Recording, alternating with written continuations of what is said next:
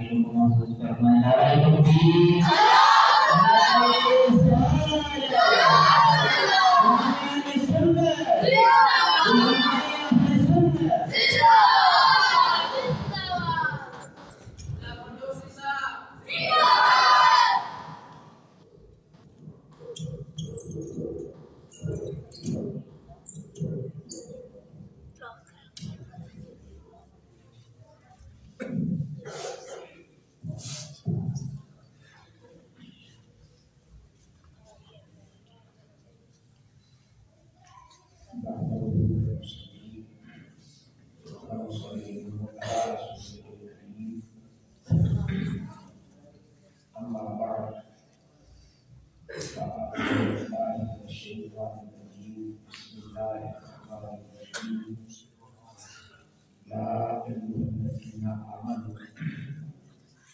لا يسخر قوم من قوم عسى أن يكونوا خيرا منهم ولا نساء من نساء يكون خيرا منهن ولا تلمزوا أنفسكم ولا تنابزوا بالألقاب بئس الاسم الفسوق بعد الإيمان ومن لم يتب فأولئك هم الظالمون.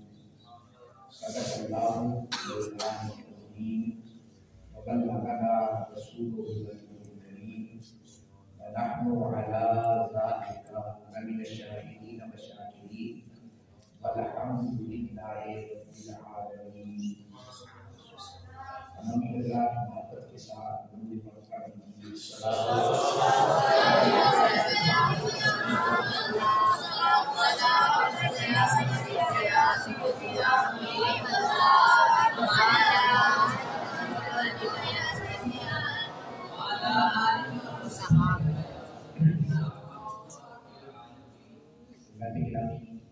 جیسا کہ آپ بات کی ہوئی ہے کہ مرکز اہل سنت جامعہ عالمی اسلام سے اشاعت تعلیمات اسلام کا سلسلہ جو ظاہر ہے، جس میں بالخصوص انتہائی محبت کے ساتھ حضرت علامہ مولانا محمد علی اشرفی صاحب اور ان کے رفقا اور جامعہ ہمارا کے منتظمین اور بالخصوص قرب و جوار سے تشریف لانے والے علماء بڑی مقصد شفقت سے تشریف لاتے ہیں. مجھ جیسے ایک خطہ سے تعلیم کے ٹوٹے ٹوٹے احساس سننے کے لیے یہ شرف رکھتے ہیں. اللہ تبارک و تعالیٰ ان کی صحت کو سلامت رکھے، اللہ کی کائنات ہمیں صحیح معنی میں قرآن مقدس کی تعلیمات کو سمجھنے کی اور سمجھ کر عمل کرنے کی توفیق عطا فرمائے. عزیزان ملت ابھی میں نے رضا صاحب سے عرض کیا تھا کہ آج کا موضوع بھی منتخب کیا ہے، ٹھیک ہے، تو فرمانے لگے کہ اصلاح معاشرہ کے حوالے سے آج شروع کرنی ہے. تو میرا خیال یہ ہے کہ اور ذہن میں بات بیان کی طرف توجہ موجود ہوئی جو اصلاح معاشرہ کے حوالے سے. میرا خیال یہ ہے کہ بڑی محبت کے ساتھ جو عنوان منتخب کیا اس میں وہ ولولہ کا جو آپ چاہتے ہیں کہ وہ کا تذکرہ ہو، علامات کا تذکرہ ہو. اصلاح معاشرے کے حوالے سے بس ایک سے اتنی درخواست ہے آپ توجہ فرمائیں تاکہ ہم اپنے معاشرے میں اپنے گھر کا ماحول ایسا بنا سکیں جو ماحول ہمیں قرآن مقدس عطا فرماتا ہے. اس سلسلے میں یہ آیات اپنی گفتگو کا عنوان بنایا ہے جس کا ترجمہ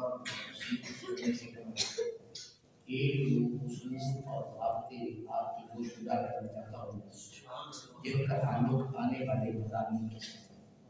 پہلے نمبر پر یہ بات ذہن رکھیں کہ اسلام کے اندر سیاست کے 3 بنیادی اصول اور 3 بنیادی عناصر ہیں جن سے اسلامی سیاست کا ایک باقاعدہ طور پر منظم نظام سسٹم ہے. وہ 3 لفظ فلسفی حضرات بھی استعمال کرتے ہیں، قرآن میں بھی انہیں کے مطابق کے الفاظ استعمال ہوئے ہیں اور دیگر اخلاقیات کے حوالے سے کتابیں ہیں ان کے اندر بھی یہ سب واقع پایا جاتا ہے. اس کو بالخصوص جامع العلوم میں امام غازی علیہ الرحمہ بڑی محبت کے ساتھ اس سورۃ النور پہ روشنی ڈالی ہے. اور اگر آپ فلسفہ کی کتابیں میڈی سے لے کر صدرہ شمس اللہ کوئی کتاب پڑھیں تو تمام کے اندر یہ اصول کا فرما ہے. اس اسلامی نظام حیات کے 3 بنیادی عنصر ہیں. پہلے نمبر پر تہذیب الاخلاق. یہ لفظ اگر دیکھ رہے ہیں تو اگلا پہلے نمبر پر ہے تہذیب الاخلاق، دوسرے نمبر پر ہے تدبیر منزل، اور تیسرے نمبر پر ہے سیاست مدنیہ.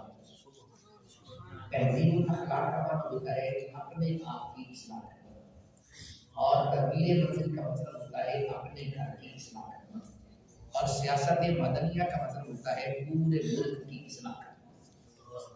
یہ میں بڑی اختصار کے ساتھ کہ میں نے جس منزل تک پہنچنا ہے ٹائم کی حدت ہے، اس لیے میں چاہتا ہوں کہ میں اپنی منزل تک پہنچ سکوں. دوبارہ تہذیب الاخلاق اپنی اصلاح کرنا اور تدبیر منزل اپنے گھر کی اصلاح کرنا. اس کو قرآن میں 2 جملوں میں بیان کیا. رب کائنات ارشاد فرماتا ہے اپنے آپ کو جہنم کی آگ سے بچاؤ، اپنی اصلاح کرو، اپنے آپ کو ٹھیک کرو.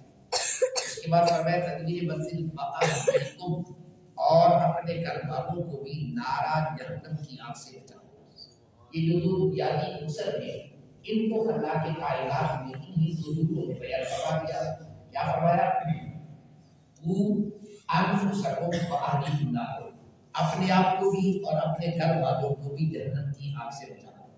اس کے بعد جو تیسرا اصول ہے جس کو ہم سیاست مدنیہ کہتے ہیں، اس کے لیے رب کائنات نے 18ویں پارے میں فرمایا لَيَسْتَخْلِفَنَّهُمْ فِي الْأَرْضِ كَمَا اسْتَخْلَفَ الَّذِينَ مِن قَبْلِهِمْ وَلَيُمَكِّنَنَّ لَهُمْ دِينَهُمْ الَّذِي ارْتَضَىٰ لَهُمْ.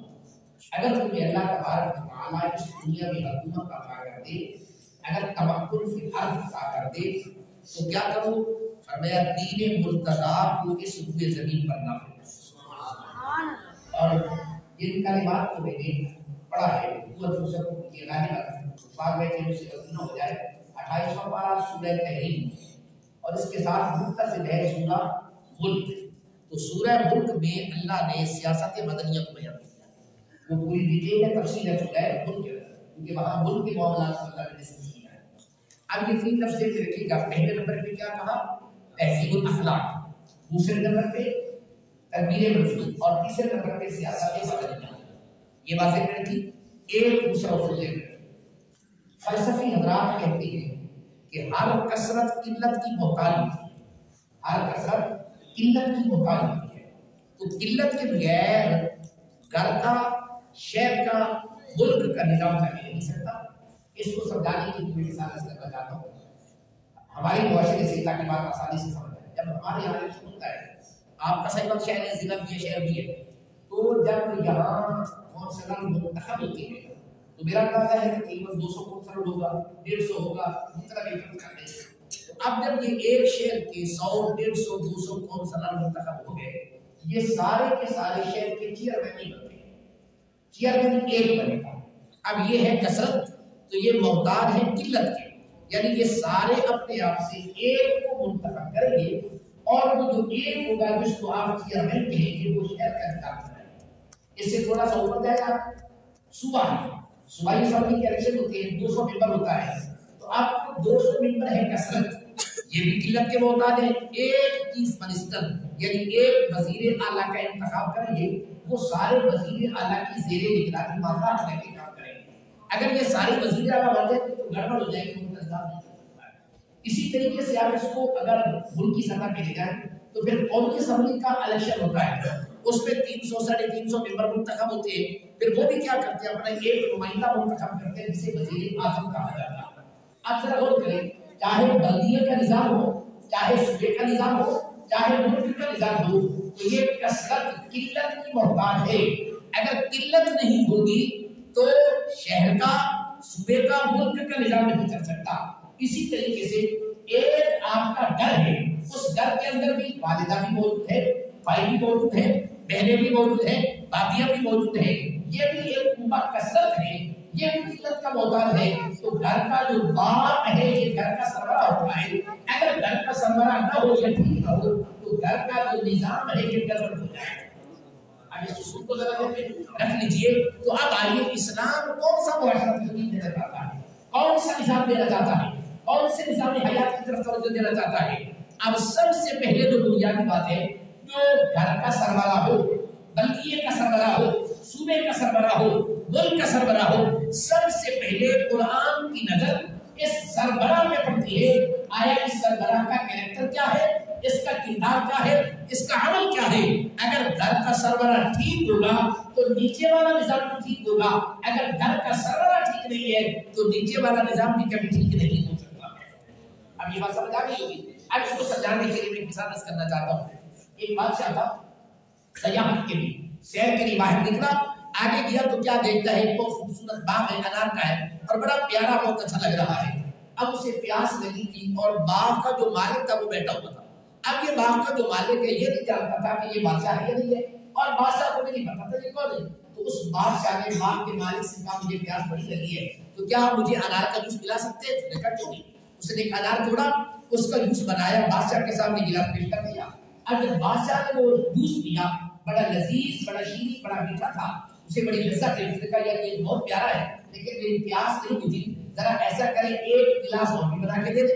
اب اس نے دوبارہ جب گلاس توڑا, انار توڑا, جوس بنا رہا تھا, تو اس بادشاہ کے دل میں یہ خیال آ گیا کہ یار یہ اتنا بڑا باغ ہے, اتنے اچھے انار ہیں, تو میں نے تو اس سے کبھی ٹیکس وصولی نہیں کیا, میں نے تو کبھی سے ٹیکس لیے نہیں ہے, یہ تو بڑی عجیب بات ہوگی. اس کا مطلب یہ نکلا کہ مجھے یہ کرنا چاہیے تھا, یہ کرنا چاہیے تھا. اب اس نے جب دوبارہ جوس پیش کیا, اسی انار کے میٹھے سے انار توڑا, اسی کا جوس بنایا. اب بادشاہ نے جوس پیا تو اس کا ذائقہ بدل چکا تھا, ذائقہ اور ٹیسٹ تبدیل ہو چکا تھا, کڑوا اور میٹھا نہیں تھا, وہ پہلے کی طرح شیریں بھی نہیں تھا. اب اس بادشاہ نے اس بزرگ سے سوال کیا, بابا جی آپ نے اسی انار کے میٹھے سے انار توڑا لیکن پہلے بڑا لذیذ تھا, اب لذیذ نہیں, وجہ کیا ہے؟ اب وہ نہیں جانتا تھا میرے سامنے کون کھڑا ہے. اس نے کہا مجھے لگتا ہے کہ بادشاہ کی نیت میں فطور آ گیا ہوگا.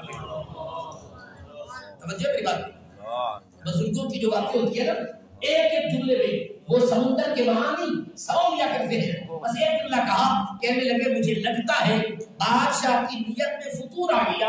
اس فطور کی وجہ سے کیا ہو گیا ہے, اس انار کا ذائقہ تبدیل ہو گیا ہے. وہ دل میں بڑا شرمندہ ہو رہا تھا. اس نے کہا مجھے بادشاہ کہتے, اس نے کہا پھر تیری نیت میں فطور آیا ہوگا نا, تو اب اس کا مطلب یہ ہوگا جس گھر کے سربراہ کی نیت میں فطور ہوگا, جس بلدیے کے چیئرمین کی نیت میں فطور ہوگا, جس صوبے کے چیئرمین کے اندر یا چیف منسٹر کی نیت کے اندر فطور ہوگا, اور جس ملک کے پرائم منسٹر کی نیت میں گڑبڑ ہوگی, اس ملک کا نظام کبھی ٹھیک نہیں ہو سکتا.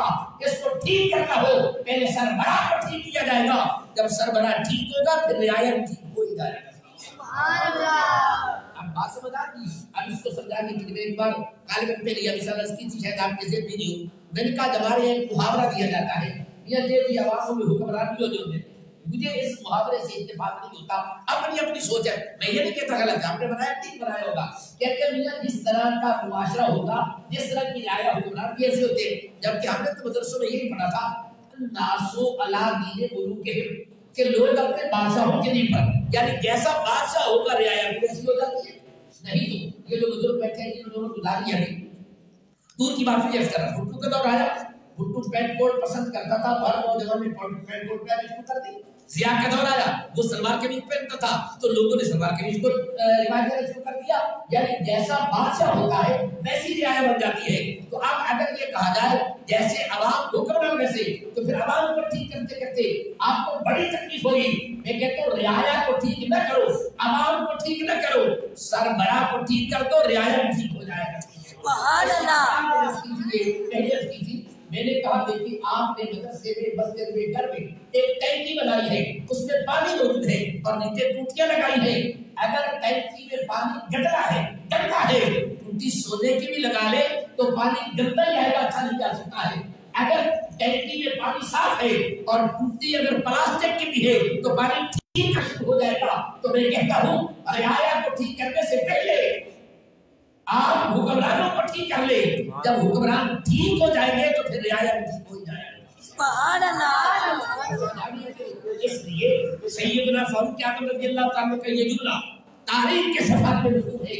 علماء نے ایک مرتبہ یہ اپنے علماء سے کثرت کے ساتھ سنا ہوگا, جب مدینہ طیبہ کی سرزمین پہ زلزلہ آیا, تو پیارے عمر کے ہاتھ پہ ڈنڈا تھا، زمین پہ پھاڑ کے کہا زمین تو کانپتی کیوں ہے؟ کیا عمر نے تیرے اوپر انصاف نہیں کیا؟ سبحان اللہ۔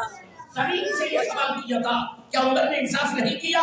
تیری ہمت کیسے ہو گئی کہ تو کانپنے لگی ہے جب عمر انصاف کرنے والا موجود ہے؟ بندے تو ڈرتے رہے، زمین کی مجال کیا ہے کہ یہ زلزلہ آنا شروع کر دے۔ اب ایک اور مثال تاریخ سے لے کے پھر میں اپنے موضوع کی طرف آنا چاہتا ہوں۔ سیدنا عمر بن عبد العزیز رضی اللہ تعالیٰ، جن کو دنیا عمر ثانی کے نام سے یاد کرتی ہے، حضرت عمر بن عبد العزیز کی زندگی کے آخری لمحات ہیں۔ بیمار ہو گئے، کہا جاؤ ان کے لیے ڈاکٹر بلا کے آؤ، کوئی معالج لے کے آؤ۔ اب وہ ڈاکٹر کو بلانے کے لیے گئے تو جب حکیم یا طبیب یا ڈاکٹر آ رہا تھا، راستے میں آدمی تھا، اس نے ڈاکٹر کو کہا تم واپس چلے جاؤ، ہمارا مریض فوت ہو گیا۔ اب وہ بڑا حیران ہوا، اس وقت یہ کوئی میرا خیال موبائل کا سسٹم بھی نہیں تھا، اس وقت یہ پکسل بھی نہیں ہوگے، تو اب اس وقت کوئی تار کا وائرس کا کوئی موبائل کا فون کا کوئی سسٹم نہیں ہے، لیکن وہ کہتا تم واپس چلے جاؤ، ہمارا مریض فوت ہو گیا۔ تمہیں کیسے پتہ چل گیا؟ آپ تاریخ کے صفحات میں جو جملہ بولتے ہیں، اس نے کہا یہ دیکھو کہ یہ جانور اپنے مالک کی کھیتی چھوڑ کر، توجہ کریں جملے میں، یہ جانور اپنے مالک کی کھیتی چھوڑ کر دوسرے کی کھیتی میں چلا گیا۔ اگر عمر بن عبد العزیز زندہ ہوتا تو جانور کی مجال نہ تھی، اگر عمر بن عبد العزیز زندہ ہوتا تو جانور کی مجال نہ تھی، اپنے مالک کی کھیتی کو چھوڑ کر کسی اور کی کھیتی میں چلا جاتا۔ مجھے اندازہ ہو گیا یہ جانور ادھر کیوں گیا کہ عمر بن عبد العزیز فوت ہو چکا ہے۔ اس کا مطلب یہ نکلتا ہے کہ اسلام نے جو نظام دیا تھا، اس لیے کہا تو اپنی ذات سے آغاز کرو، جب اپنی ذات سے آغاز کریں گے پھر یہ معاشرہ تشکیل پائے گا، اس معاشرے کو اسلامی معاشرہ کہا جائے گا۔ اگر یہ تین عناصر سیاست کے لیے ہے، اس وقت تک اس معاشرے کو اسلامی معاشرہ نہیں کہا جائے گا۔ اسلامی معاشرہ تب ہوگا جب تین عناصر کی بنیاد پہ ہمارا معاشرہ قائم ہوگا۔ اب اس کو کس نے قید کرنا ہے؟ اگر میں یہ کہوں حکمرانوں پر ٹھیک کروں گا، میرے بظاہر تو میرے بس کی بات نہیں ہے، آپ بھی کہیں گے نہیں ہے، تو پھر ہمیں کیا کرنا چاہیے؟ کیا ہار مان کے بیٹھ جانا چاہیے؟ نہیں، IAS کرنا چاہتا ہوں، کوشش کریں۔ جب کبھی کوئی آدمی یہ کہتا ہے نا، اچھا جناب دیکھو بندہ کلّا کر ہی چیز سکتا ہے، میں کلّا کی کر سکتا، یہ بات غلط ہے، یہ بات ذہن میں رکھنی چاہیے۔ انسان کو اللہ نے وہ پاور، وہ طاقت عطا کی ہے، ایک بندہ چاہے تو کائنات کا نظام بدل دے۔ اللہ کی بڑی پاور نہیں ہے طاقت کی وجہ، نہیں تو میں دور نہیں جانا چاہتا ہوں، قریب میں دیکھتے ہیں۔ حضرت مجدد الفسانی کے مقابلے میں بادشاہ تھے کہ ایک مرد درویش ہے، ایک مرد کلندر ہے، چٹائیوں پہ بیٹھنے والا مجدد الفسانی ہے، کیا پورے معاشرے کو نہیں تبدیل کر کے رکھا ہے؟ کیا وجہ ہے؟ اس لیے جب ہم یہ سوچ رہے، ہم تاریخ کو نہیں سکتے، یہ بیمار سوچ ہے، یہ فرسودہ سوچ ہے، اس سوچ کو بدلنا چاہیے۔ اس لیے کہ جب بندہ ایک بھی ہو کرنے کے آئے تو یہ سارے کے سارے کام کرنا ہے۔ قرآن نے جب تربیت کا آغاز کیا، معاشرے کو تشکیل دینے کا اصول اور ضابطہ دیا، تو قرآن نے کہاں سے آغاز کیا؟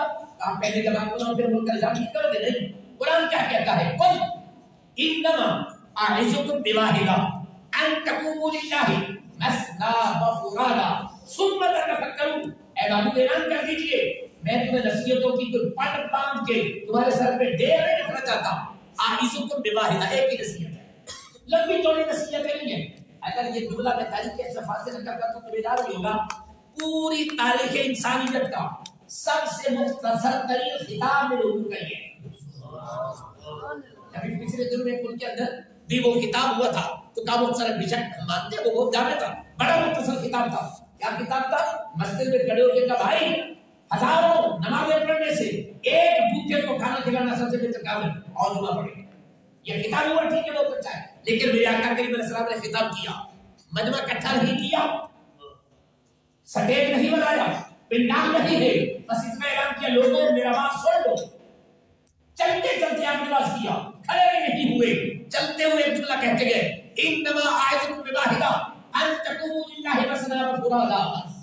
یہ بات ہے میرے محبوب کریم اسلام کا جو تاریخ کا سب سے مختصر ترین خطاب ہے، اور میں تمہیں ایک ہی نصیحت کرتا ہوں دین کے لیے، ایک بندہ کھڑا ہو جائے ضرور، ثم تفکروا، پھر غور و فکر کرو، پھر دیکھو کائنات کا نظام بدلتا ہے کہ نہیں بدلتا۔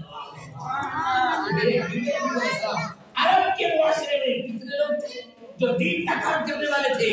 ایک ہی ذات تھی کسی آمنہ کا لال کہا جاتا ہے تو کیا کائنات کا نظام بدلا ہے یا نہیں بدلا ہے؟ تو آج ہم جب یہ کہتے ہیں چاہے وہ صاحبان علم ہو، چاہے وہ صاحبان روحانیت ہو، چاہے وہ صاحبان سیاست ہو، یہ ایک بندہ کیا کر سکتا ہے؟ ایک بندہ کرنے پہ آئے تو سب کچھ کر سکتا ہے، اگر نہ کرنے پہ آئے تو سارے بھی کچھ نہیں کر سکتے ہیں۔ اگر ایک بندہ بھی کرنے پہ آئے تو ایک ہی بابا خادم رسول ہو تو بہت کچھ کر دیا کرتا ہے۔ شرط یہ ہے کہ کرنے جو آئے جب ہم بہانے بناتے ہیں ہو نہیں سکتا پھر کریں گے کیسے؟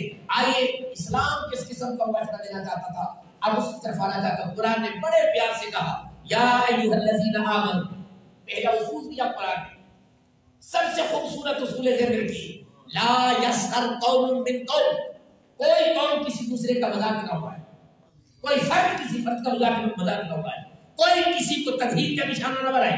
سادہ سا الفاظ دے دی، یا ایھا الذین آمنوا لا یسخر قوم من قوم عسى ان یکونوا خیرا منہم، ہو سکتا ہے جس کا تم مذاق اڑا رہے ہو اللہ کی بارگاہ میں پتہ اس کا درجہ کتنا ہوگا تمہیں پتا ہے، جانتے ہو؟ یا بیٹھ کے فیصلہ کر دیا یہ جنتی ہے، یہ جہنمی ہے، یہ فلاں ہے، تم فیصلے کرنے والے کون ہو؟ اللہ بہتر جانتا ہے کون تم میں سے بہتر ہے۔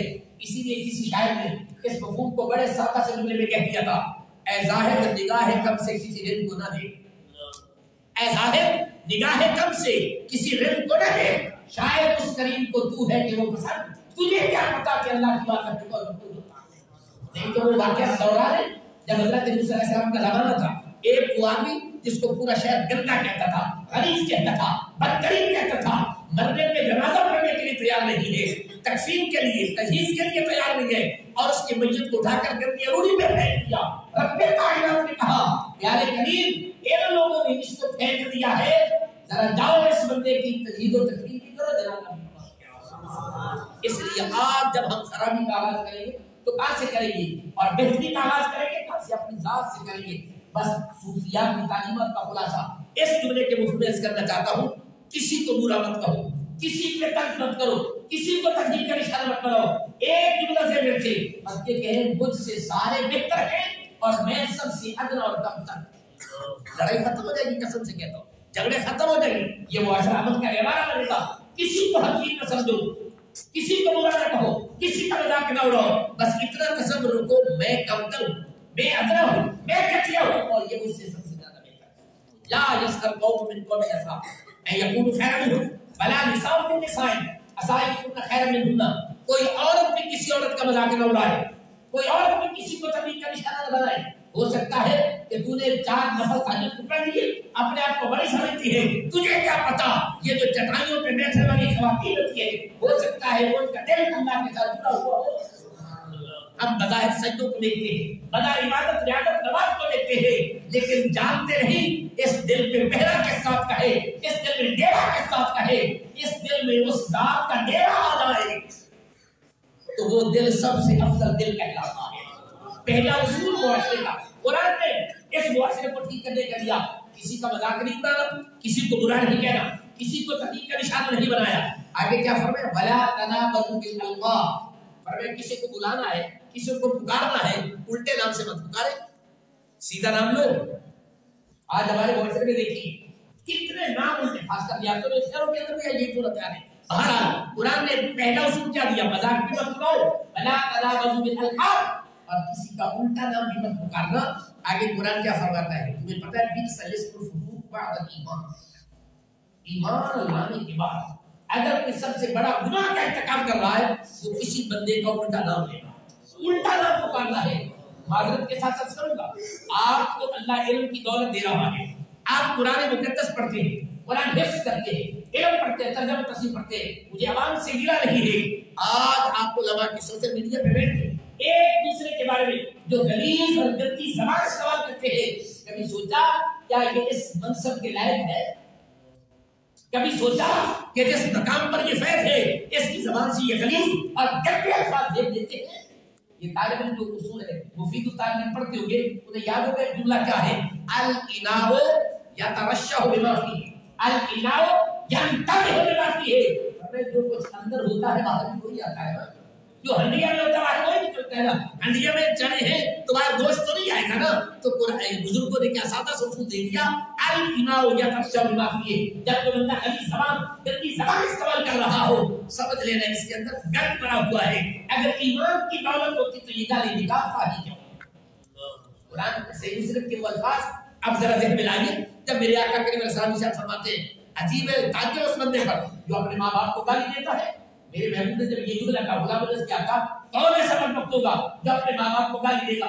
سنیں نبی پاک نے فرمایا اپنے ماں باپ کو گالی دینے کا مطلب یہ ہے تو کسی کے ماں باپ کو گالی دے گا اور وہ جواب میں تیرے ماں باپ کو گالی دے گا تو گالی تو دے رہا ہے نا. اسی قرآن نے بھی بیان کیا ساتھ میں پڑھنے کا رب کائنات فرماتا ہے بلا تسبوا الذین یدعون من دون اللہ فیسبوا اللہ عدوا بغیر علم. فرمایا کہ تم کافروں کے جھوٹے خداؤں کو گالی نہ دینا. اگر تم جھوٹے خدا کو گالی دو گے تو وہ جواب میں تمہارے سچے خدا کو گالی دیں گے. پہلا اصول معاشرے کا کیا ہے؟ فرمایا کسی کا مذاق نہیں اڑانا. دوسرا اصول کیا ہے؟ فرمایا کسی کا الٹا نام نہیں لینا. فرمایا اگر غلطی کر بھی بیٹھو نام الٹا لے لو مطلب یہ تو فولائے گا فوراً توبہ کر لو یا اللہ مجھ سے غلطی ہو گئی. اگر توبہ نہیں کرو گے قرآن کہتا ہے فولائے جو ظالم چیزیں تو ظالم انسان ہے.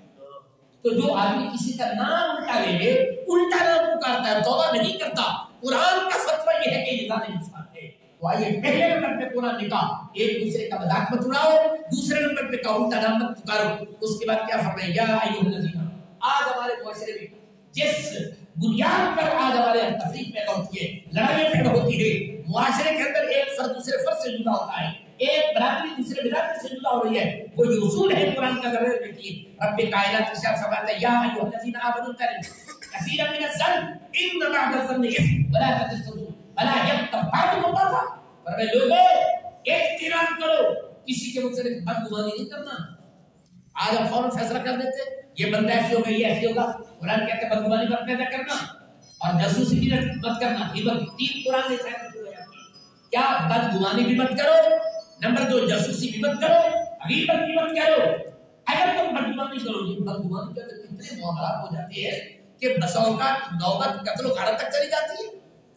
اس سے پہلے قرآن نے واقعہ بیان کیا اسی سورہ میں اسی بدگمانی کے حوالے سے ایک واقعہ پورا بیان کیا. تاجدار مدینہ علیہ السلام نے ایک آدمی کو بھیجا فرمایا جاؤ فلاں قبیلے سے زکات وصول کر کے آؤ. اب یہ بندہ جب راستے میں گیا اب اس نے یہ سوچا کہ میں جب مسلمان نہیں تھا ابھی تک کلمہ نہیں پڑھا تھا ان کا ایک فرد میں نے قتل کیا تھا. آج اگر میں چلا جاتا ہوں تو ان کو خیال آ گیا کہ اس بندے نے ہمارا فلاں بندہ قتل کیا تھا تو کہیں جوش انتقام میں ہو سکتا مجھے جواب میں قتل لگا دے. وہیں سے واپس پلٹ آیا حضور کی بارگاہ میں جا کے عرض کرتا ہے یا رسول اللہ علیہ السلام یہ لوگ زکات کے منکر دینے نہیں چاہتے ہیں. اگر ان کی کاری تھی کہ ملاقات ہی نہیں ہوئی تو کہا یہ زکات نہیں دینا چاہتے. رب کائنات کے پیارے حبیب نبی علیہ السلام حضرت خالد بن ولید رضی اللہ عنہ کو کہا لے کے آؤ لیکن فرمایا ایسے نہیں کرنا پہلے جا کے تصدیق کر لینا یہ جو کہہ رہا ہے ٹھیک بھی ہے یا غلط. کیا میں جا کر اصول دینا چاہتے ہیں؟ کیا یہ صحابی رسول نہیں تھا؟ حضور کے پیچھے نمازیں نہیں پڑھتے تھے؟ کیا کلمہ نہیں پڑھتے تھے؟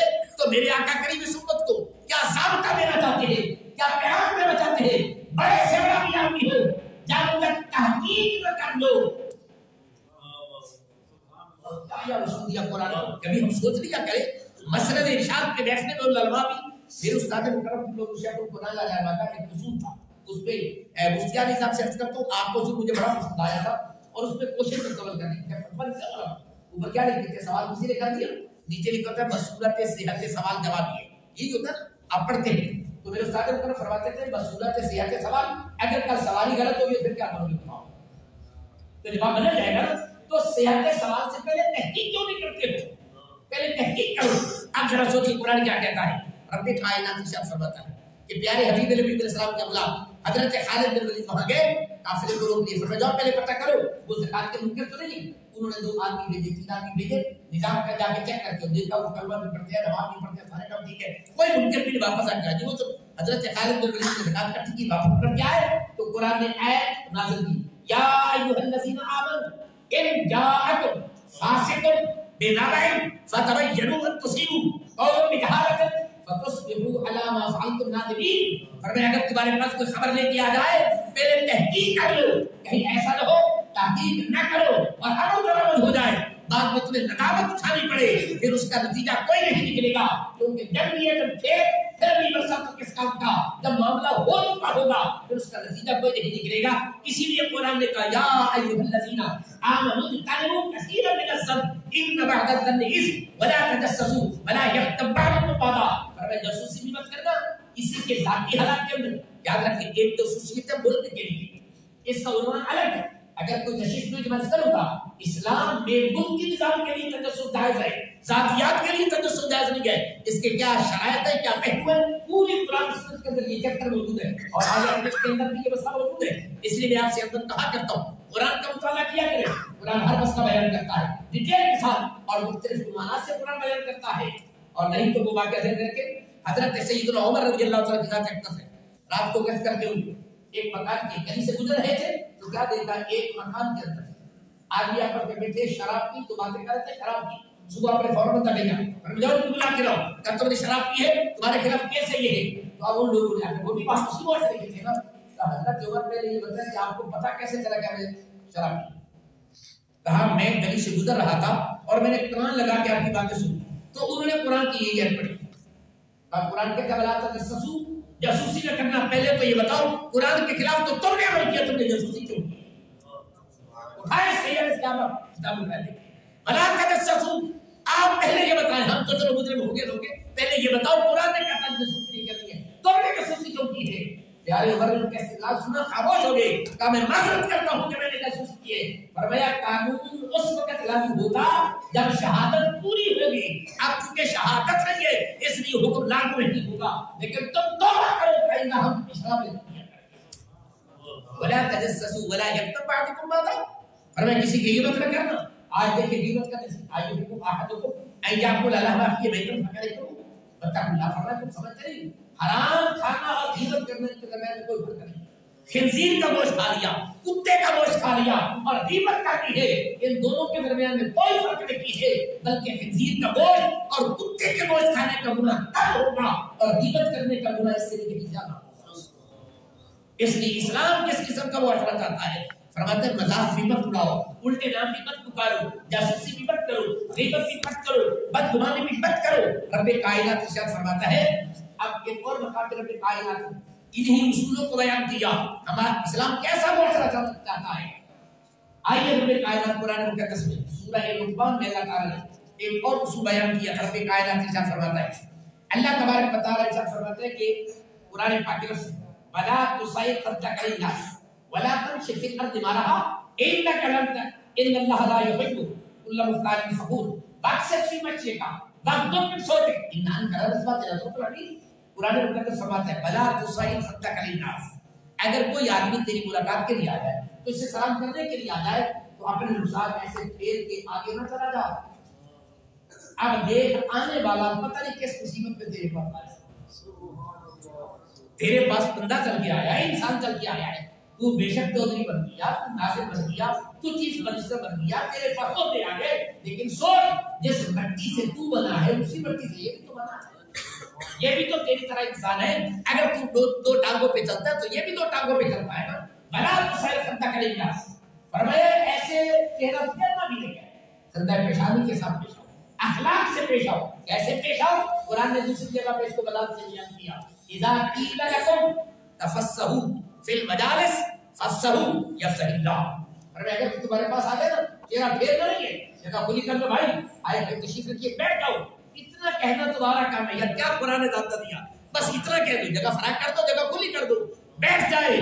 فرمایا تم نے یہاں اس کے لیے جگہ کھلی کی، اللہ نے تمہارے لیے جنت میں جگہ وسیع کی۔ سبحان اللہ۔ اذا قیل لکم تفسحوا فی المجالس فافسحوا یفسح اللہ۔ کون سی آپ نے قیمت خرچ کی ہے، کون سے نمازیں پڑھی، کون سی تہجد پڑھی ہے، کون سے اسراء کی نماز پڑھی ہے، بس اتنا کہا مسلمان بھائی سے کہا آؤ بیٹھ جاؤ، اتنا ہی کہا۔ جگہ دے دی تو قرآن نے کیا کہا؟ اللہ جنت میں تمہارے لیے جگہ۔ یہ روایت لکھی ہے، فرمایا ایک آدمی کسی مسلمان بھائی کو ملنے کے لیے جاتا ہے، کوئی کام بھی نہیں ہے، صرف ملاقات کے لیے جاتا ہے، کہتے میرے جی چاہتا ہے میں جاؤں مسلمان بھائی سے ملاقات کر کے آؤں۔ اللہ تبارک و تعالیٰ ایک فرشتہ پیدا کرتا ہے اور وہ جو بھائی کی ملاقات کے لیے جانا اس کے ساتھ لگا دیتا ہے، کہتے جاؤ اللہ تمہاری دنیا بھی بہتر کرے گا۔ یار کبھی بھائی سے ملی نہیں جاؤ تو صحیح. آج ہمارا وہ جو پہلے معاشرہ تھا بھائی چارے کا وہ ختم ہو گیا. آپ پرانے جو بزرگ بیٹھے نا جب جہاد کا ماحول ہوتا تھا نا ایمان سے کتنے پیار محبت ہوتے. میں کہتا ہوں آج تو ہمارا جو جدید ماحول بنتا جا رہا ہے کہ بندے کو بندے سے دور کرتا جا رہا ہے. میں نے پہلے کہا مبارک نے مثال دی تھی پہلے دیہات میں نا شادی ہوتی تھی 3-4 دن شادیاں ہونی اسی کی کرنا بجیا کاٹ کے لے آئے اس میں کاٹ کے لے آئے اتنے 9 دن 2 دن 3 دن چاچا بتائے ماما بتائے بھتیجا بتائے. اب کیا صورت کیا ہوتی ہے میرا جال میں شادی ہوتی ہے وہاں جائے 1 گھنٹہ بیٹھے کھانا کھائے پیسے دے واپس آ گھر کا پتہ ہی کہاں ہے. تو اس وقت پیار محبت پڑتا تھا. تو قرآن نے کیا کہا اذا قیل لکم تفسحوا فی المجالس فافسحوا یفسح اللہ بھائی کے لیے جگہ فراغ کر دو. اب یہ بھائی کسی غرض کے لیے نہ آئے ذاتی مالی مفاد صرف امام غزالی لکھتے ہیں صرف بھائی کی ملاقات کے لیے چلا جائے. ایک اگر فرشتہ اللہ تعالیٰ پیدا کر دیتا ہے اس کے ساتھ ساتھ اور اس کی حفاظت بھی کرتا ہے. اب قرآن مقدس نے آگے کیا کہا بلا تمشی فی الارض مرحا.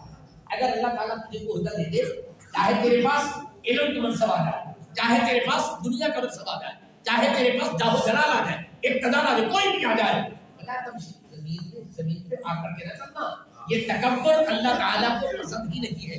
آ کر کے نہیں چلنا. آگے قرآن نے کیا رسکا ذرا غور کیجیے باکشت کی مشی کا اے انسان جب تو چلے نا تیز دوڑنا بھی نہیں ہے بڑے آرام کے ساتھ چل سکون کے ساتھ چل. تیز دوڑ اسلام قائم کرنا چاہتا ہے. اس لیے قرآن نے رکوع کے حق میں جا کے کیا کہا قالت العرب بھلا کہ کونوا اسلاما. یہ دیاتی کہتے ہیں مومن ہے فرمایا نہیں ابھی مومن نہیں پر یہ بھی مسلمان ہو. اس کا مطلب ہے اسلام اور ہے ایمان اور چیز ہے. اب اس کی تشریح میں نہیں جانا چاہتا طلباء کو تو تفصیل کے ساتھ سمجھا لیں گے. آپ بیٹھے دیات کا مول ہے سادہ سا مول سادہ سی مثال سے یہ جٹ بابے نہیں مانا بڑی پیاری اللہ کر دیتے آپ کا کتنی کتابیں پڑھ کے بھی نتیجہ نہیں کر سکتے جب ایک بار فکر کرتے ہیں. ایک جٹ بندہ ہوئے تے کھالا کھٹے پر ہوتا ایک بندہ کو نہیں لگا اس کا بابا جی نے مسئلہ نہیں سمجھ آیا وہ بڑا آرام تو سمجھا کہ آگے مسلمان کے ہوا دیتے مومن کے ہوا مسلمان کس کو کہتے ہیں مومن کس کو کہتے ہیں. جٹ لیا بندہ تے سادہ دل انہیں کہا مسلمان وہ ہے جڑا جو اللہ کو مانے مومن وہ ہے جو اللہ کی مانے. ایک ہی جملے میں مسئلہ سمجھا دیا. مسلمان جو اللہ کو مانے مومن جو اللہ کی مانے. اور میں مومن تب بنتا ہے جب اللہ کے حرام کی خدمت کرنی ہے.